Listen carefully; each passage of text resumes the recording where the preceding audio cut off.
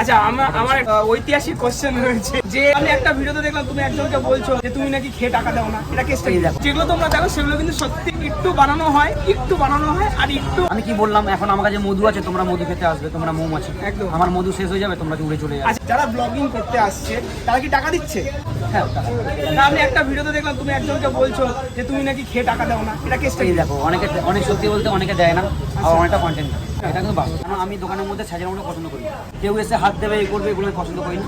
অনেক সময় করে এমনি 3-4টা ব্লগার আছে যারা এসে ইচ্ছে করে করে। আমি দেখছো যে কাস্টমার সারাতে পারছি না, মাথা এমনি খারাপ হয়ে যাচ্ছে, তারপরে ডিস্টার্ব করলে তখন আমি রেগে দিই। অনেকটা বাস্তব থাকে, অনেকটা কন্টেন্ট। তো দেখলে যে শুভদা কিন্তু যতটা তোমরা ভিডিওতে দেখো সেটা কিন্তু না, সবটা কিন্তু সাজানোই হয়।